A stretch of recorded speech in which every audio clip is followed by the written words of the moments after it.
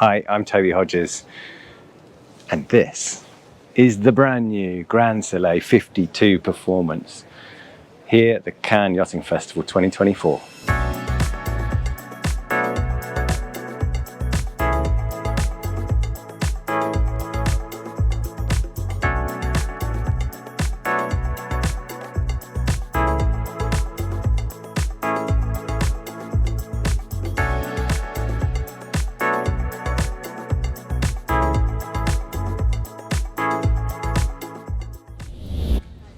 And that's the 72, and this is the 65 LC.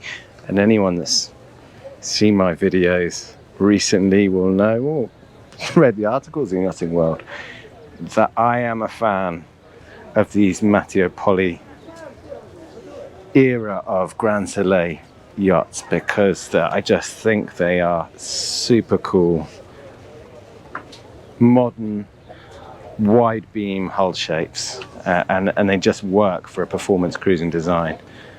And in fact, just speaking with Nauta Design, who do the styling for this, Massimo Gino was just saying that he thinks this is the slickest looking deck line as well on this new range, which, yeah, you want to see it sailing on the water to make that decision, but it's pretty cool. And a real nice thing about these shapes is when you look at it from aft, yes, they're very beamy, but the actual waterline beam is again really nice and narrow. So low wetted surface area, and so the gains are all in performance and volume once you come on this boat. And I know from the 72 and the 65, it's a shape that works as well. And really popular. They've already sold 5 of the 72 and the 65. So this is the new baby to join the range. So I'll try and keep this to a reasonably short tour. Because once again, guess what? I'm hoping to sail it. But you'll see from the 65 there, it's what Matteo Polli wanted to do with all these was to bring the mast aft and make the sail area between the jib and the mainsail fairly balanced. And it's quite fun listening to him and Nauta Design talking about their discussions about where that mast placement goes, where the mast base sits, and fighting for every inch, because the interior designers would want it to be forward, and Matteo says he's not budging on a performance design. So you end up with a very balanced sail plan, and that's what he's managed to keep.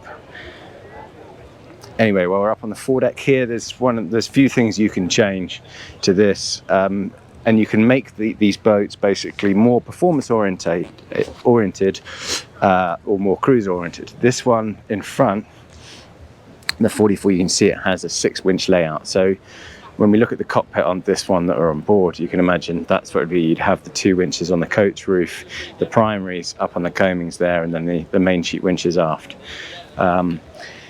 While we're here, this one has the extended bowsprit option. So performance bowsprit option gives you another 90 centimeters, I think, over that. It's not a fixed bobstay, but there is a little one on the anchor roller itself.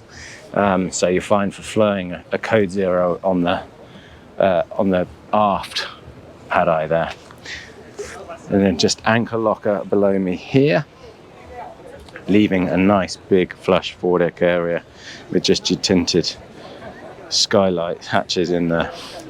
And yeah, you'll notice once again, option 4, the standard is to have a self-tacking jib track, or longitudinal ones that are brought inboard and nicely integrated into the coach reef itself. So this one's a bit of a mix because it's got that extended bowsprit option. It's got a mainsail traveller, but it's got an in-boom furling system. So a bit of a mix of cruising and performance options on the boat. So you can see here where the running rigging would come out if you had coach reef winches, if you had the 6-winch package on there. You're probably able to see on the 65 there, the bimini, on the 72 beyond that, the carbon posts, the bimini. So they would go on this here, where the socket is, and there's another one further aft here as well. So in this, guys, you have everything led to these 2 powered winches each side, tailing bags for them, and so this one has the traveller on it instead of a single point main. Otherwise it's kept relatively nice and minimalist. So you've got little quarter lockers below the helm seats here, somewhere to put foot plates for bracing, and then a generous size, obviously with all this beam you get a good size, I think it's 2.6 metre dinghy you can fit in the tender garage, and you still get a large, if low, coaminged cockpit as well, the big fixed table there, including life raft which stows below the table.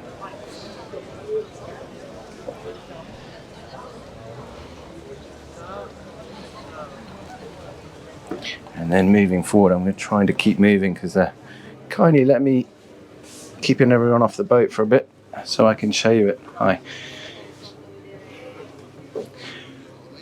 But as you can see, this is a large, light 50-foot interior, and Nauta Design done well to help emphasize that. And by that I mean light colors, light fabrics and that sort of thing, but also they've kept this low so you appreciate the beam right out to the sides as well. And that's, with all the blinds down, there's a lot of natural light in here. And it's a good sized galley as well. Low cabinets, nice few details to point out. I think is the corners all rounded and fiddled, so you've got something to grab hold of each side, but also along these the long headline in there, you can grab hold of those handrails moving forward. This is what I was mentioning about fighting for the space, for the mast base. So couldn't really come any further aft than that. It already goes up through the coach roof without impacting how much space you can sit around here. So as it is, they have this sliding bench solution there. So that bench slides forward to join that. That table flips over. It can be lowered as well in that sort of coffee table solution. So you can sit 2, 4, 6, probably 7 comfortably enough around that table. And to starboard, you've got a good size sofa berth, and you still get a forward facing nav station. And then moving forward, drops down a step into the owner's cabin forward.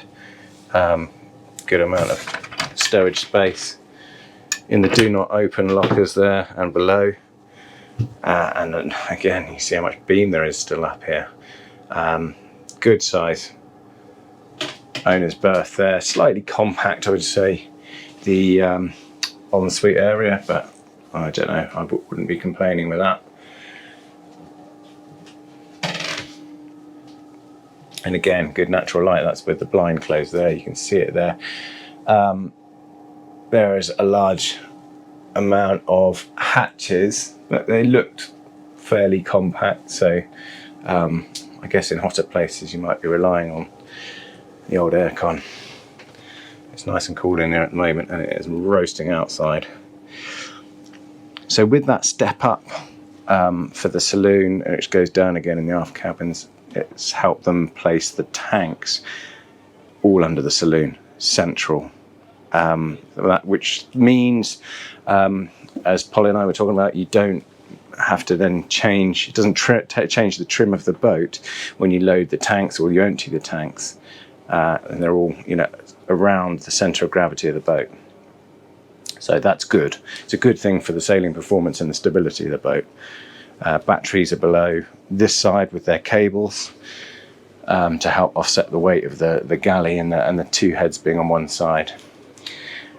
And then there's the day heads side on here, and so that has access from this starboard cabin and from here without having to go in the starboard cabin. So from here you'd walk into the shower compartment to gain access to that heads, but those in the starboard aft cabin have their own door to there as well.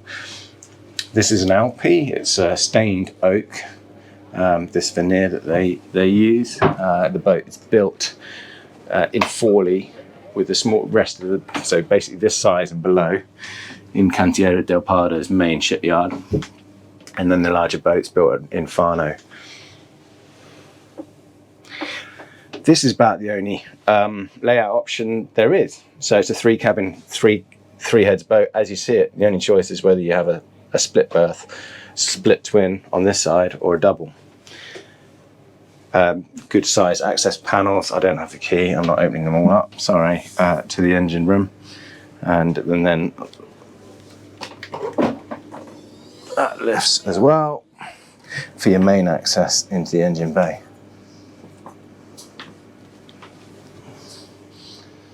I haven't even asked, I haven't seen the specs yet, but I'll put them at the end, what size that Yanmar is. And then the port side cabin here stays as a double, but that's a pretty generous sized berth. Good lighting as well. See how high that is? I mean, I need to go up on the step here to reach that little hatch to get some ventilation. But yeah, a lot of work done on the lighting throughout, both natural and electric lighting, and really nice indirect lighting. And I like this galley layout, it's a good size, and it's filled with mod cons on this one. So obviously fridge, lift top, another lift top to it. This one's got a Miele dishwasher in there, yeah. And a good amount of space. Storage and drawers. So the boat weighs 16.5 tons lightweight. So that was your quick look here, the world premiere of the Grand Soleil 52 performance at the Cannes Yachting Festival. Hope you enjoyed the quick tour. I think it'll be a stunning sailing boat. It looks like it, and I think the proof will be on the pudding on the water. Hope you enjoyed the tour. See you next time.